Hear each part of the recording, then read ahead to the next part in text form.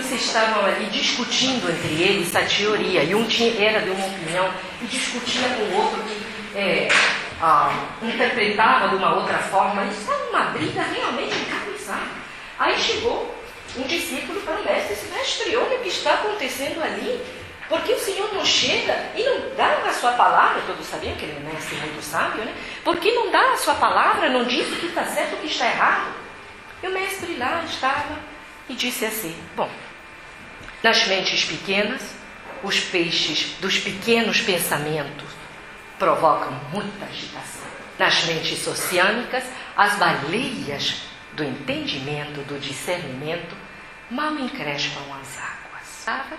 Estava, sentado ficou, esperando o peixe. Estavam ali discutindo aquilo ali. Ainda não tinha se feito a sabedoria. Muito bom. Conhecimento sem sabedoria pode ser perigoso.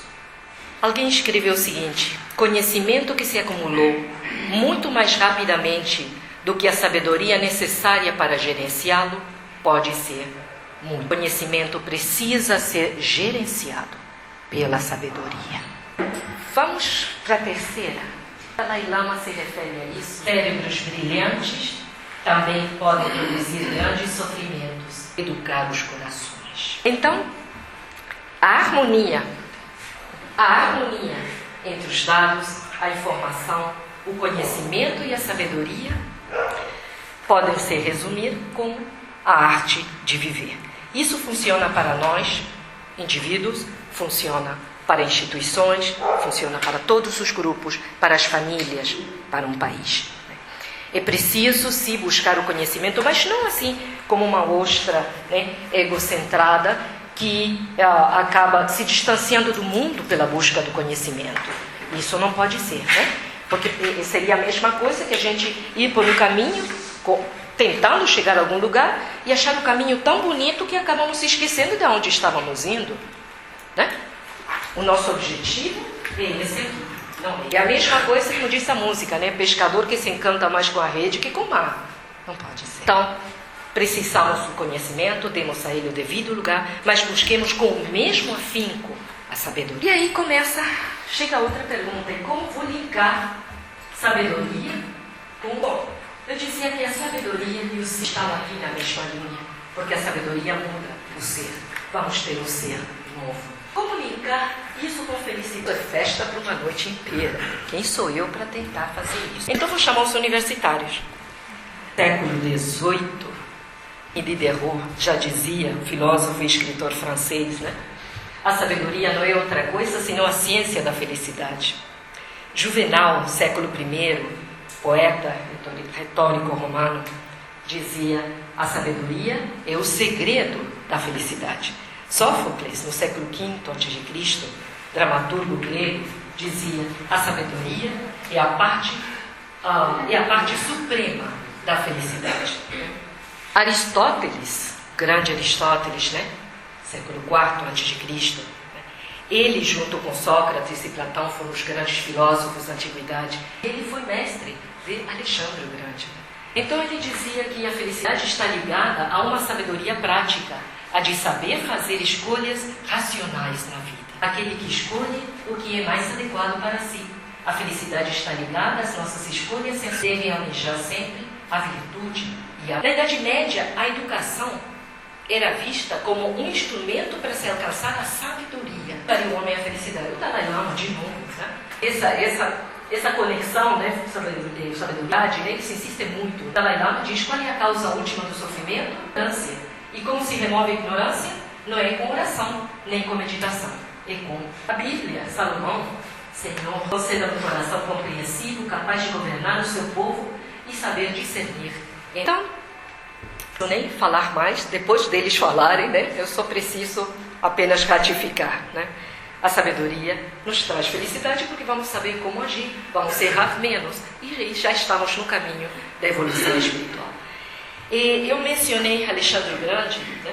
Discípulo de Aristóteles, porque ele colocou uma pérola de sabedoria que eu gosto muito. 3 últimos desejos. Ele queria que seu caixão fosse carregado pelos médicos mais eminentes da época. Queria que no seu caminho até o túmulo fossem espalhados todos os seus tesouros conquistados, prata, ouro, ervas preciosas. Queria que as suas mãos ficassem para fora do caixão, balançando no ar à vista de todos.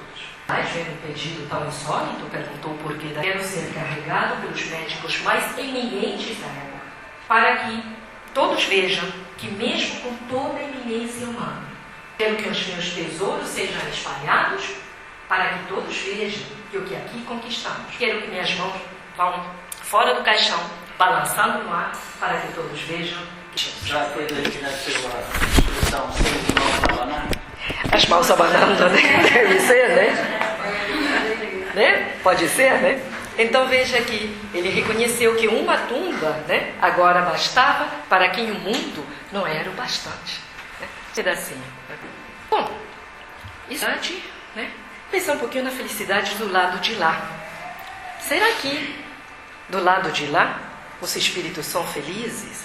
A primeira indagação do livro dos Espíritos, né, que isso tem como base o livro dos Espíritos, perguntas 976 a 972, é se os espíritos que não são simpáticos sofrem com o nosso sofrimento. Né? Se eles têm a sua felicidade perturbada ao ver que nós sofremos, né? E lógico que a minha primeira dúvida foi, mas será que todo mundo tem um espírito simpático do lado de lá? E olha, lendo um pouquinho eu descobri que todos, absolutamente todos, têm um espírito simpático. Todos têm um espírito, bons amigos que na zona superior àquela em que nos se encontram, estão ali para ajudar. Né? Para Deus, o homicida, o torturador lá dos porões da ditadura, o estuprador, né? Todos são filhos de Deus que erraram o caminho e que com certeza um dia voltarão. Né? Isso é muito importante e acho que é por esse motivo que a justiça é terceirizada. Né? A justiça tem que ser exercida por alguém que ainda veja essa pessoa como alguém que errou. Porque nas mãos da vítima não seria justiça. Seria daria um débito para a conta da vítima. Né? Então, para Deus, não interessa o crime, é sempre o filho que errou. E esse filho, em algum momento, ele vai voltar, né, e retomar o bom caminho. Mas voltando, primeira pergunta, então, é essa. Será que os espíritos sofrem com a nossa dor? E aí eu pensei da seguinte forma, bom, eu acho que tem quatro motivos de dor para nós. A primeira é a perda dos nossos entes queridos. Talvez essa seja a nossa maior dor. Né? Será que os espíritos sofrem? Bom, se comovem com o nosso sofrimento naturalmente. Mas isso, ou seja, aquele nosso pranto desconsolado ou descontrolado, até porque eles percebem a inutilidade daquilo.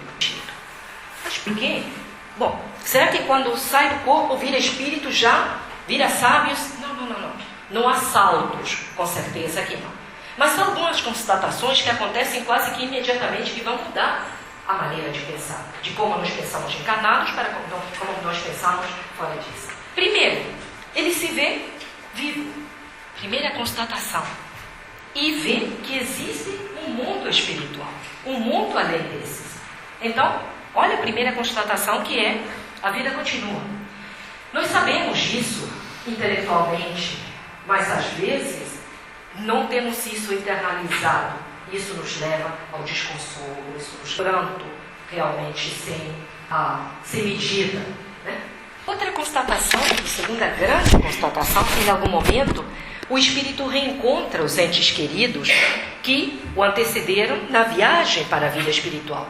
E aí realiza, né, cai em conta que a separação é temporária.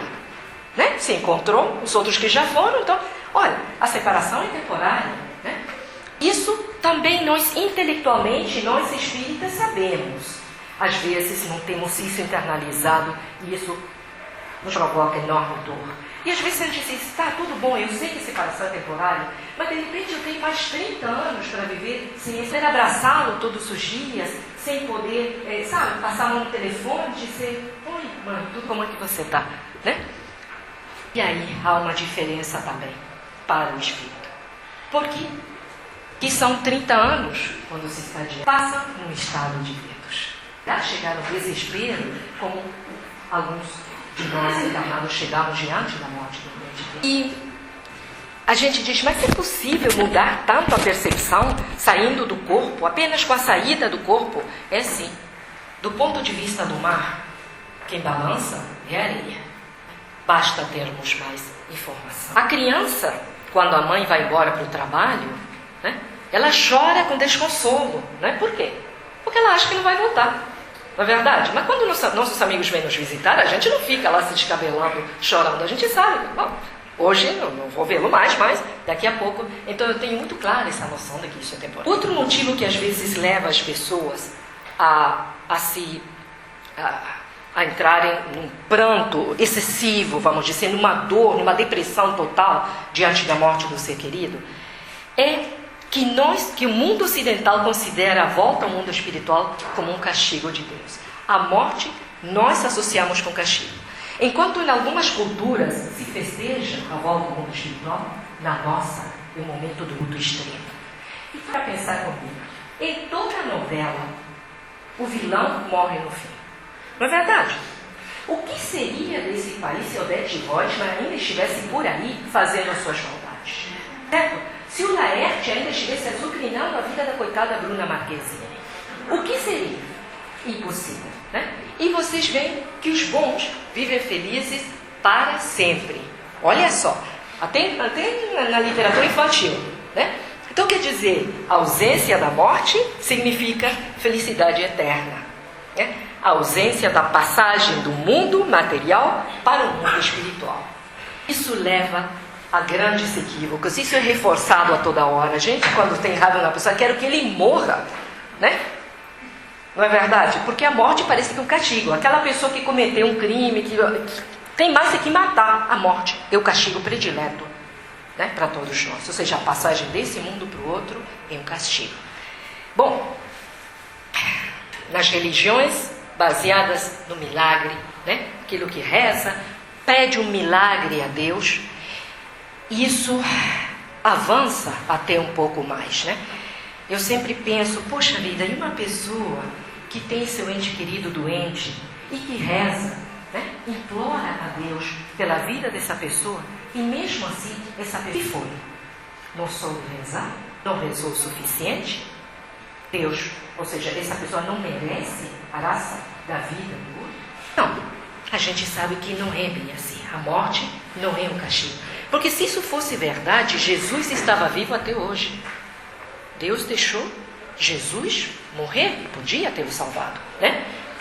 Castigo é uma sanção usada para reprimir uma conduta considerada incorreta e pode ter caráter educativo, disciplinar ou judicial.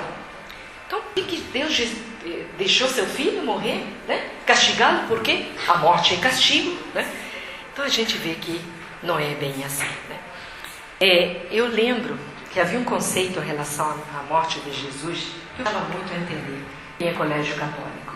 Então tinha uma frase que a gente dizia: todos nós os pecadores, dos quais eu sou o primeiro. E aí eu chegava para minha mãe: mãe, eu tenho uma pergunta. E a minha mãe já começava a fazer o sinal da cruz, pois já sabia que ali vinha a bomba. E eu dizia: mas por que Deus deixou Jesus morrer? E a mamãe respondia: para nos salvar, para nos perdoar, né, para conseguir o perdão dos nossos pecados.